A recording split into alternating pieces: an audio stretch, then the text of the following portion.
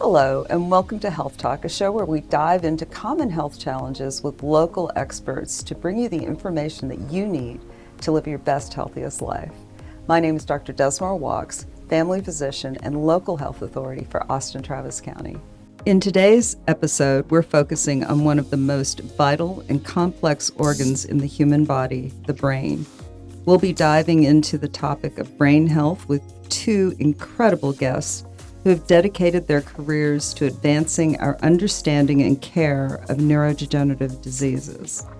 The brain controls everything from our thoughts and emotions to motor skills and behavior.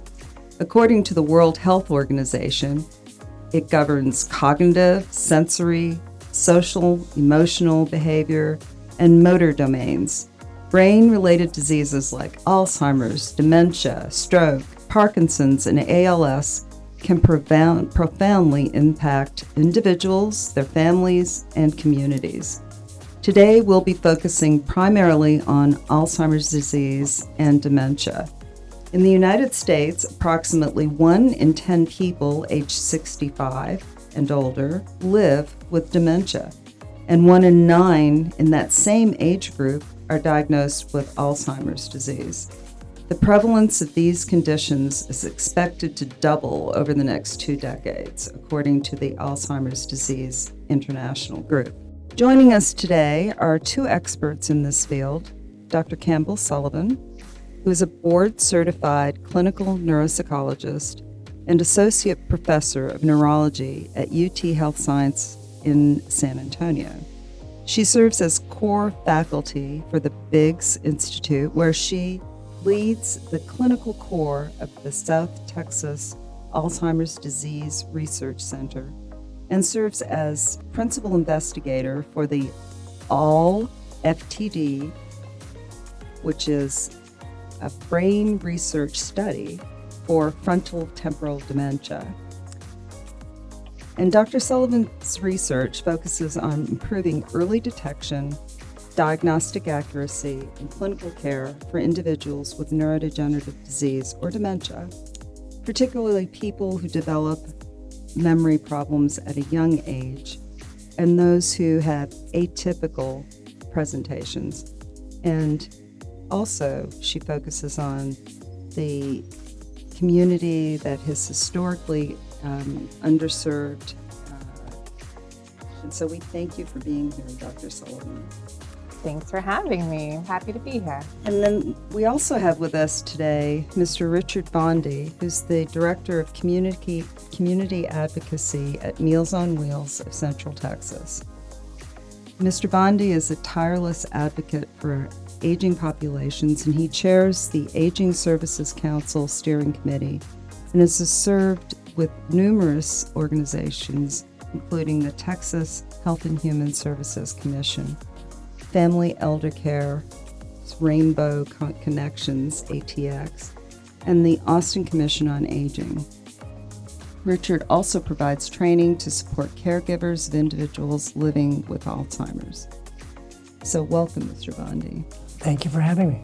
We're honored to have both of you with us today, and I'd like to start by asking Dr. Sullivan some opening questions just to give us some context about brain health. And so, Campbell, can you define Alzheimer's disease and dementia and explain how they are related? So this is a question I get a lot. So what is the difference between Alzheimer's disease and dementia?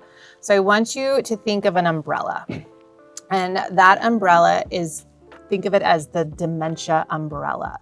And all dementia means is that someone is having changes in their thinking that are sufficient enough or severe enough that it's starting to impact or interfere with their daily independence. So you have someone who's becoming more forgetful, having trouble learning new things, and you're seeing it play out in day-to-day life. So they're forgetting to take their medications on time, or they're forgetting to pay their bills on time. So that right there, the cognitive change and the interference with daily independence is enough for a dementia diagnosis. And that's sort of the overall diagnosis that someone has. Now, Alzheimer's disease is a type of dementia. So there are many different types of dementia. We hear about Alzheimer's disease most often because it's most prevalent. It's the ones that is diagnosed most frequently. And Alzheimer's disease is technically defined by the presence of two bad proteins that build up in the brain. So something called beta amyloid and then tau. And so sort of the presence of both of these proteins in the brain sort of causes the brain and the neurons to atrophy in certain select areas like the memory centers, which then affects a person's ability to learn and retain new information. And so Alzheimer's disease is something that we study a lot, but we also have dementia with Lewy bodies, frontotemporal dementia, vascular dementia. There's several different types. And when we look at a brain on pathology after someone has passed away, it's very rare to have a single pathology. So a lot of times when I'm looking at a brain on pathology, we will see some evidence of Alzheimer's disease. We'll also see some evidence of vascular disease. We might see some evidence of Lewy body disease. And all of these proteins and vascular changes are working together to cause the cognitive changes in life. Thank you for that very clear explanation. It really helps to give our audience a real understanding about what it is that we're talking about today. So how is dementia and the forms of dementia that you've talked about, how do we diagnose those things? So this is a really exciting area, both scientifically and clinically, because it's changing and it's evolving. So historically, a lot of times patients would report that they're having changes in their thinking. They would go to their doctor. They would do sort of a cognitive screening measure to get objective evidence of cognitive change. They might do some blood work to rule out any sort of reversible causes of dementia. So say someone's vitamin B levels are really low. If you increase their vitamin B levels, a lot of times that cognitive confusion or change might dissipate. So we want to rule out all reversible causes. If we still have some cognitive changes and everything's been ruled out, then we go on to brain imaging. So we want to take a picture of your brain. And that picture of your brain can let us know, or we can look at it and see if there's any evidence of shrinkage. They call it atrophy. So maybe are the memory centers smaller than they should be given your age and sort of your education level? If that is the case, then a lot of times then you'll be referred over to a neuropsychologist. So that's someone like me who will do a more in-depth evaluation of your thinking and behavioral changes. So I'll have a very lengthy interview with you, and then I'll craft a battery of tests that are designed to sort of pick up on the kinds of cognitive changes you're experiencing. So whether it's memory or it's changes in language or speech, I'll sort of craft that evaluation to measure that. And then we take those scores and we compare you to other people who are very similar to you. So maybe people of the same age, the same education, the same sort of background. And that way I can compare apples to apples. So I have an idea of where I think you should be performing, and then I just compare that to where you actually are performing. And it's not a single test. You don't pass or fail. I'm looking at overall patterns. So a typical Alzheimer's patient will exhibit a very typical pattern on testing, where they have a lot of trouble learning and recalling new information, but their language skills may be very much intact. Whereas someone who has a lot of trouble with language and naming might have a different type of dementia. So we kind of put all of these pieces together to come up with the diagnosis. But the exciting part is that we're now starting with the FDA just approved a new plasma-based, so that's a blood-based biomarker. And so that means we can get a blood draw and test for those bad proteins that cause the Alzheimer's disease. And so that is sort of new on the market. I think insurance will start reimbursing for that soon. And that is going to be a blood test to let us know, do you have pathological evidence of Alzheimer's in your brain right now? Now, what's interesting is that a lot of times patients may have like a positive test, but they're not showing any symptoms. So this is something that is still under review. We're still watching. You may have evidence of this pathology, but you may not ever go on to develop an Alzheimer's dementia syndrome. So it's very new. Yeah, very new. But exciting because it's a tool that we've not had before. Not at all. Previously, we had to either do a lumbar puncture, which is unbelievably invasive. So tell the audience what a lumbar puncture. We stick a needle in your back. Stop. You said needle. A very long needle in your back, and we withdraw something called CSF, so cerebral spinal fluid. So that's the liquid around your brain and your spinal cord. And your spine. And so we're essentially taking a sample of the fluid from your brain, and then we test that fluid to see if there is evidence of the proteins that cause Alzheimer's disease. So it's easier to get a blood test. So much easier to get a blood test. Mm-hmm. Much less invasive, yes. But I will say there's a lot of new tests, these biomarkers is what we're calling them.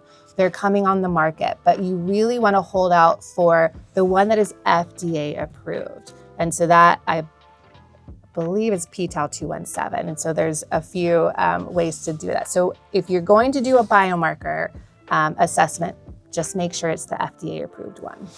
Yeah, so your insurance will cover it. But also because there's variability in how they're interpreting the data. And that's the one that we know. We know that's the most reliable. You don't want to get a false positive. Right. Right.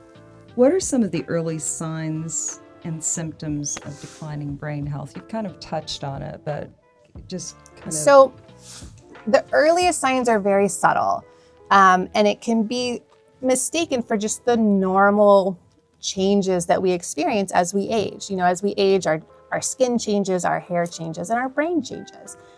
We do have trouble coming up with words as quickly as we did when we were in our 20s. And we expect that. But there is sort of a tipping point, and you might start to notice if there's a change in behavior, whether it's yourself or your loved one. So someone who maybe has always been very fastidious might start misplacing important objects in the home. Or someone who's generally had a pretty good memory, you're noticing that they're forgetting recent events, recent conversations. They're asking the same question over and over.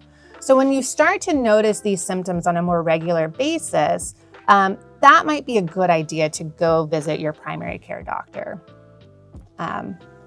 And what factors most significantly impact long-term brain health? Are there early predictors of decline or things that you would say somebody is doing this, therefore this may be something that happens later on? Absolutely. So I think brain health is shaped over decades. We know that these bad proteins start to accumulate decades before we see symptoms. And so that means that it can be scary for some people to think about, but it's an opportunity to intervene. And so things like your heart health, the quality of your sleep, your level of physical activity, your level of mental stimulation, your social connection with loved ones or friends, and your healthy diet, all of those factors matter, and they all sort of work synergistically to promote and prolong brain health. If you have chronic conditions like diabetes or high blood pressure or even depression, and you're not treating these, that can increase your risk of developing a dementia syndrome later in life. And so we talked about earlier, like early warning signs or predictors of decline. It's having trouble managing complex tasks, noticing changes in memory. And if you do see your loved one start to have these symptoms, but then also have evidence of difficulty managing their day-to-day affairs, that's when I would encourage you to intervene. So are brain diseases like Alzheimer's and dementia hereditary? Most are not, right? So having a family member with dementia does slightly increase your risk, but your genes are only part of the picture, right? So I would definitely want if there is a family history of dementia in your family, I don't want you to get overly concerned, because lifestyle and your environment are really important. So if you take care of yourself and take care of your diabetes and your high blood pressure and get treatment for depression, exercise, eat right, sleep well, you have a good chance of really protecting your brain. Correct? Absolutely. They just came out with the Pointer study. Did you hear about this? This was a longitudinal study that was following about 2,000 individuals, older adults who were at increased risk for developing a dementia syndrome. And they randomized them into two arms of the trial. So one group got a very sort of rigorous protocol where they had to exercise regularly. They all tried to engage in something called the MIND diet, which is just a healthy diet, kind of like the Mediterranean diet. They engaged in cognitive activities, so like cognitive training or talking or groups. And then they were really on top of any changes in their health. So if their hypertension was going up, they were addressing that. And then the other group was just focusing a little bit on stretching and exercise and some support, not nearly as sort of intense as Group A. And after 5 years, they noticed that Group A had significant improvements in their cognition as compared to baseline. Group B also had some improvements. So I think that is important to note, that really any change, any positive intervention in your lifestyle can improve your cognition as you age. It's never too late to start. Great. If someone suspects that they're having a problem with their brain health, what's the next step that they should take? I would say start with your primary care doctor. A lot of our primary care physicians are very savvy and very knowledgeable about neurodegenerative diseases and dementia syndromes. But you can go in, they can do basic memory screening tests, order the lab work to rule out reversible causes, and then if necessary, they can refer you to a specialist. The earlier the evaluation, the more treatment and planning options that you have. Now, if that doesn't work, feel free to seek out any sort of memory care centers on your own. Are there interventions that can slow, stop, or even reverse memory loss or other symptoms? I know you've said they're reversible causes, but if we've already taken care of that, and we know your vitamin B's. Right. Yeah. If you have an Alzheimer's or related dementia syndrome, we, at this point in time, do not have any what we call disease-modifying interventions. What does that mean? So that means we don't have any drugs or any treatments that will stop the disease in its track. What we do have are a few options that the earlier you start it, the more it will slow the disease process. So you may have heard about these anti-amyloid treatments that some people are getting. That can slow the progression of Alzheimer's disease. So I like to say we're on this train, we're not getting off, but we will do everything in our power to make this train move as slowly as possible down the tracks. What challenges do individuals and families face in receiving timely and accurate diagnoses for brain-related diseases? This is hard because a lot of times the earliest symptoms are just mistaken for normal aging, right? And so it's hard to know when to intervene. And so people may also delay seeking help because they're scared of the diagnosis, or they're scared that there's nothing that they can do, or there might be some stigma around it. I think in rural areas, like we have a huge catchment area. Texas is a big state. And so a lot of our patients live very far away where there are not a lot of specialists. So by the time they come to see me, they're many years into the disease process. And even when care is available, we're faced with long waits and complex testing and expensive testing. So it can be challenging. Your research focuses on gaps in diagnosis, particularly related to those people that are in underserved areas. Can you talk to us about that? Yes. So I work a lot with our sister site at UTRGV down in the Valley. And that is an area that historically has been very much underserved. And a lot of times these families would travel, 4 hours to come get an evaluation. But again, late in the disease process, only when they knew something definitely was wrong. And it's hard because, we don't have a lot of specialists that are practicing in the Valley who might be bilingual and speak Spanish and speak the language there. So I think that is really a challenge. So finding and training the specialists and the team so that they can address the needs of the community. But my advice is clear, I don't wait. Because worst case scenario, you come in, you get an evaluation and nothing's wrong. Or you may have some sleep apnea that needs to be treated, something that we can treat now. Like, you don't need to wait until it's really bad. So come in, advocate for yourself, advocate for your loved ones, get that evaluation done, and keep detailed notes. What I think is really helpful is when families come in and they say, my loved one has been more forgetful, and this has been going on for maybe 1 to 2 years, and it's getting worse with time. So I want to know the onset, like how long it's been going on, and the progression. Is it getting worse? Is it stable? Does it fluctuate? And then I want examples. And so if you can have that little snippet available, I think that's really going to go far. And then if you're not getting your needs met, get a second opinion.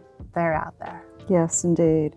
What promising research innovations are emerging in the field of brain health and neurodegenerative disease treatment that we've not covered? Yeah, we've talked about a few of my favorite ones, which is, number one, looking at lifestyle intervention. So also looking at things like making sure if you have any hearing loss, getting that corrected. If you have any vision loss, getting that corrected. All of these things sort of work together to prolong your brain health. But one thing that is very exciting for Texas and Texans in general is a new program that was launched by the Lieutenant Governor. It's called the Dementia Prevention Research and Institute of Texas. And this is going to be a state-funded effort to accelerate dementia research in Texas. So every year there is going to be about $300 million available for our Texas universities and academic medical centers to study new interventions, treatments, caregiver supports, all sorts of things to help our families and our patients living with dementia. That is exciting. Very exciting. Thank you so much, Thank Dr. you. Sullivan. So Mr. Bondi, may I call you Richard? Sure. So Richard, what should caregivers know when supporting someone with brain-related disease? Well, I think one of the most important things to know is that not everyone's progression through the disease is going to be the same. Mm-hmm. Sometimes family members might say, we're noticing some things about you. Maybe it's time to get you checked out. And they say, no. My mom had Alzheimer's and she had this particular symptom. I don't have that symptom, so I can't have Alzheimer's. Not everyone's progression through the disease is going to be the same. Mm-hmm. The onset of different symptoms can happen at a different point in the progression of the disease. So it's not just the same journey for everyone. And I think, dovetailing on what Dr. Sullivan said, the most important thing is early diagnosis. Mm-hmm. The sooner people are aware that they have a diagnosis of Alzheimer's or dementia, the more opportunities there are for treatment, for planning, for setting things up and getting prepared for that. Based on your work with caregivers, what are some of the top concerns or issues they face and how can they be supported? Well, I would think the top issues are burnout, mm-hmm. loneliness, and financial hardship. A lot of times, a spouse will take on the role of a caregiver, and a lot of times that's an older couple. And so, let's say the man is starting to exhibit symptoms, and so the wife is being the caregiver. Well, she might be as old or older mm-hmm. as the husband. She might have other health issues other than Alzheimer's or dementia. And so now she's taking this responsibility for her husband. Mm-hmm. And sometimes those roles are 24/7. Mm-hmm. And so it can really start to burn people out, always trying to care for someone else. So I'd say burnout is probably the largest. And then following that, loneliness. Sometimes there's stigma, as Dr. Sullivan said, with an Alzheimer's diagnosis, and people don't want to share that. So maybe they're going to withdraw from their friends, or maybe the husband acts out a little bit because of his Alzheimer's, so they don't go out as much, or people are embarrassed. And then financial hardship. Maybe she has to quit her job to take care of her husband. So there's all kinds of resources available to people. And we'll talk more about those later, but one of the things that are starting to come on the market are AI companions. One that I'm personally aware of is called LEQ, E-L-L-I-Q, where it talks to you. You say, hey, I'd like to do this, and it says, okay, I'll read you a story, or whatever. And it's fairly reasonable. I think less than $100 a month. Insurance isn't paying for those yet, but they're working on that. People who are living alone, or sometimes people just need to be entertained a little bit with Alzheimer's or dementia, and the TV or streaming isn't always the best thing for that, because that can be triggering. My father used to watch James Bond movies, and so then he thought he was in a James Bond action flick, and he was, trying to shoot the agents and call the government, we have to let them know that we're being infiltrated. And it got a little out of control. So something that's going to be calm and relaxing and fairly benign, like that, can be a real boon to people. What kinds of support services are currently available in Austin for individuals living with dementia or their caregivers? There's a lot of them. So there's the Area Agency on Aging of the capital area. They're funded by the federal government, and here in Austin, they're under the Capital Area Council of Governments, or CAPCOG. They have a toll-free number. They have all kinds of resources. Under the Area Agency on Aging is the Aging and Disability Resource Center. They also have a lot of different things resources they can share, helpful tools, all kinds of things. There's Age of Central Texas. They have day respite programs, caregiver seminars, and that's just the tip of the iceberg of what they do. The Aging Services Council of Central Texas publishes a caregiver guide in English and Spanish. They update that every couple of years. Hard copies are available, as well as online downloadable form. Probably one of the best resources is the Alzheimer's Association. There's one here in Austin, Alzheimer's Association of the capital area. And the National Alzheimer's Association has a toll-free number.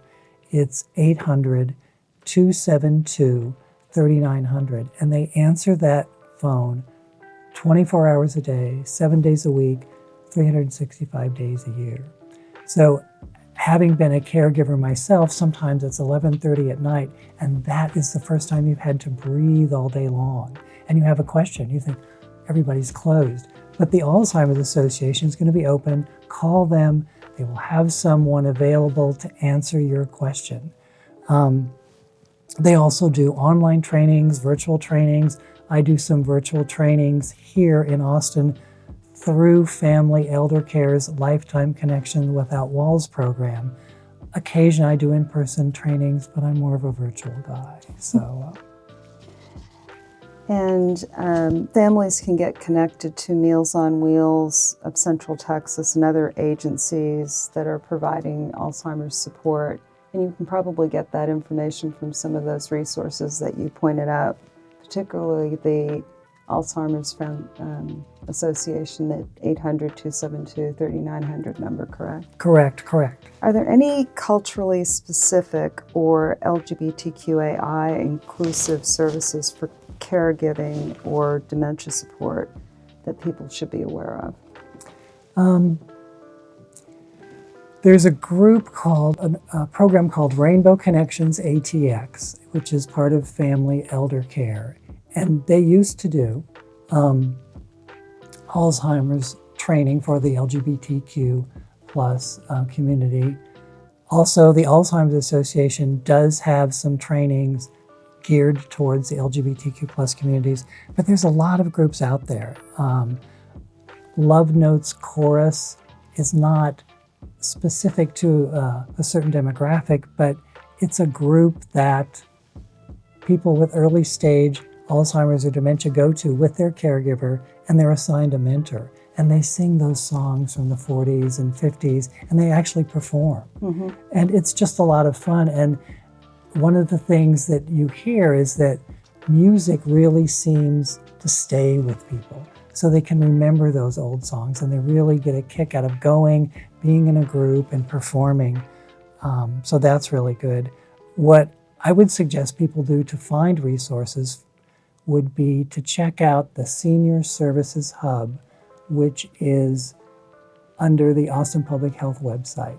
And if you just Google Senior Services Hub and look for the one that's Austin Public Health, there's lots of resources there. And if you can't find a resource, you can email the Age-Friendly program at Austin Public Health. And that email address is agefriendlyaustin, and just make that all one word. So agefriendlyaustin at austintexas.gov, and Texas is all spelled out. So they can really help you. They have a newsletter that comes out every other month. They have emails to update you about events that are going on. Not all those are going to be Alzheimer's specific, but one of the things that you want to do with a diagnosis of Alzheimer's or dementia is stay active, volunteer, get in the community. They talk about how meeting new people creates new connections in your brain.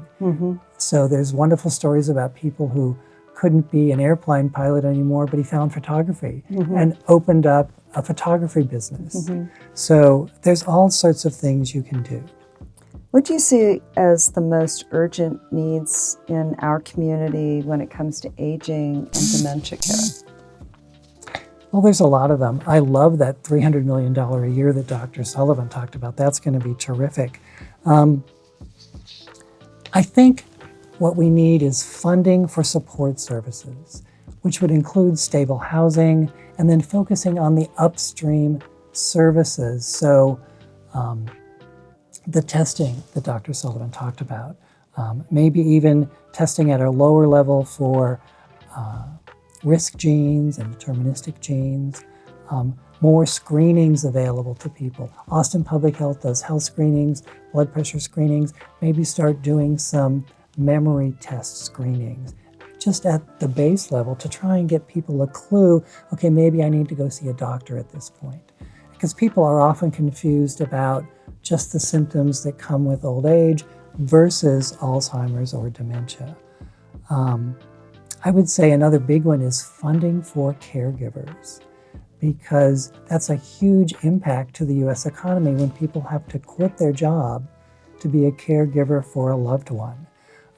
It's estimated that that costs $8 billion in lost earnings per year, and then it has an impact of $832 billion on the U.S. economy. So that's huge. So if we had those people working again, we had that money coming in, that would be a significant change in our economy. So true, and those numbers are going to increase as we see more people who are diagnosed.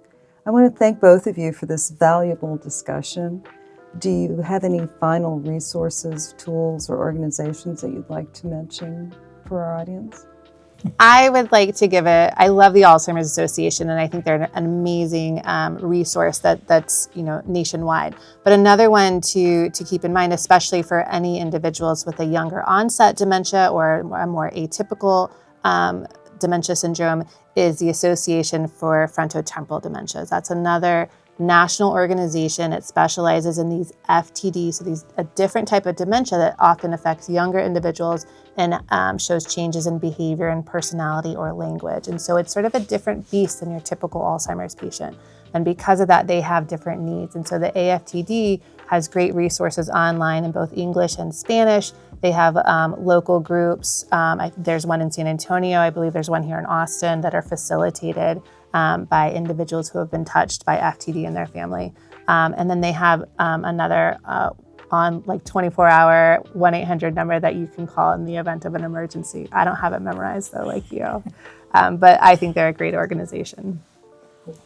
The one thing that I would say is find out if you're worried about you or a loved one or a friend might have some type of dementia or Alzheimer's. Don't wait.